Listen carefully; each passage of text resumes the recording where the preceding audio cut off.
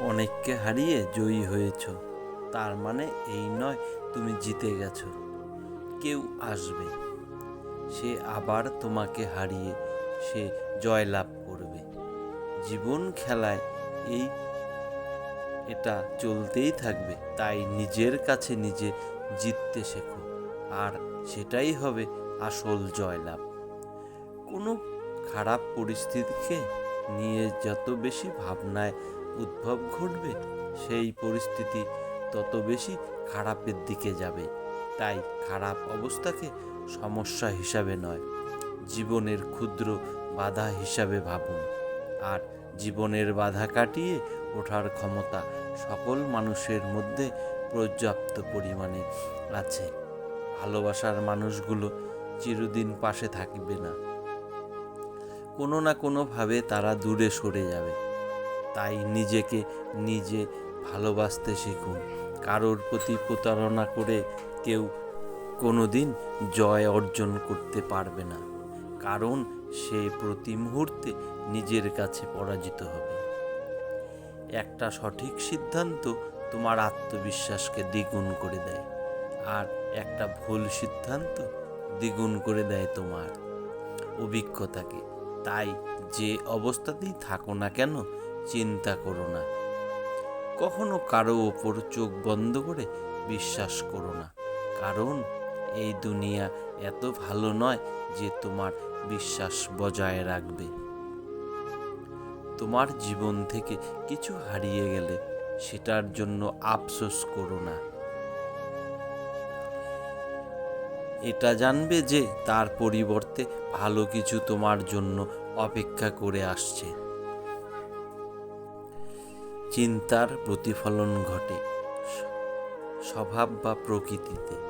যদি কেউ মন্দ অভিপ্রায় নিয়ে কথা বলে বা কাজ করে, দুঃখ তাকে অনুগমন করে। আর কেউ যদি সুচিন্তা নিয়ে কথা বলে বা কাজ করে, সুখ তাকে ছায়ার মতো অনুসরণ করে। ব্যর্থ মানুষেরা দু প্রকার। এক প্রকার হলো যারা কাজের চিন্তা করছে কিন্তু কাজ করেনি। আরেক প্রকার হলো যারা কাজ করেছে কিন্তু চিন্তা করে তা করেনি। কোটি কোটি মানুষের ভিড়ে মাত্র কয়েকজনই ইতিহাস রচনা করতে পারেন, আর তারাই ইতিহাস গড়তে পারেন যারা সমালোচককে ভয় পান না। গাছ লাগিয়ে তাতে জল দিলে যেমন গাছ মরে যায়, সেই রকম সম্পর্ক টিকিয়ে রাখার জন্য তার যত্ন নেওয়া প্রয়োজন। তা না হলে সম্পর্ক মরে যায়। জীবন যুদ্ধে নিজেকেই কৃষ্ণ হতে হয়, আবার কখনো কখনো নিজেকেই অর্জুন হতে হয়। পৃথিবীর দুটো জিনিস আজও মাপা যায়নি, মায়ের মমতা গভীরতা আর বাবার ক্ষমতার উচ্চতা। ভগবান আমাদেরকে ব্ল্যাক চেকের মতো পৃথিবীতে পাঠিয়েছেন। নিজ গুণ এবং যোগ্যতার আধারে আমাদের মূল্য নির্ধারিত হয়। প্রত্যেকটা ঘুড়ি জানে যে শেষ অবধি হয়তো মাটিতেই পড়তে হবে, কিন্তু তার আগে একবার অন্তত আকাশ ছুঁয়ে যায়। আমরা সবাই বুঝি কম বোঝাই বেশি, সেই জন্য আমাদের সমস্যা বেশি। যে পিতা কন্যাদান করেন, তার ক্ষমতা নিয়ে প্রশ্ন তুলবেন না। হিরে খুঁজতে চাইলে অন্ধকারের প্রয়োজন, কারণ আলোতে তো কাচের টুকরো ঝকমক করে। আমরা ঘুমিয়ে স্বপ্ন দেখি, কিন্তু ঈশ্বর আমাদেরকে প্রতিদিন ঘুম থেকে জাগিয়ে তোলেন, যাতে আমরা সেই স্বপ্ন পূরণ করতে পারি। যারা আপনাকে হিংসা করে তাদের উপরে কখনো রাগ করবেন না, কারণ তারাই একমাত্র বোঝেন যে আপনি তাদের থেকে অনেক এগিয়ে।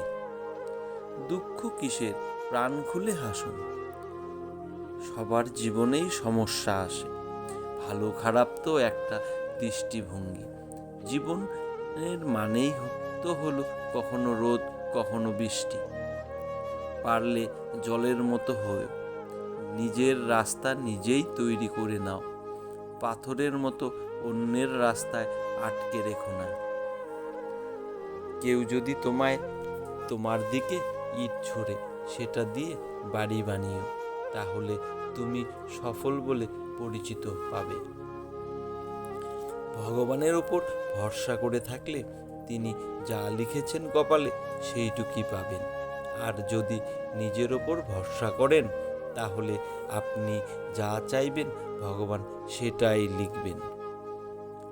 সন্তান যতই বড় হয়ে যাক না কেন, তার জন্য মায়ের আঁচল কখনো ছোট মনে হয় না। যখন আপনি ভেতর থেকে একেবারে ভেঙে পড়েছেন, কিন্তু তাও আপনার মুখে হাসি লেগে আছে, তাহলে বিশ্বাস করুন পৃথিবীর কোনো শক্তি নেই যে আপনার মুখের হাসি কাটতে পারে। নিজেকে একবার অন্যের জায়গায় বসিয়ে দেখুন, দেখবেন আপনি অন্যদেরকে যতটা খারাপ ভাবেন তারা ঠিক ততটাই খারাপ না। একজন পিতা নিম গাছের মতোই হন। হ্যাঁ, নিম পাতা হয়তো তেতো, কিন্তু ছায়া সবসময় ঠান্ডা।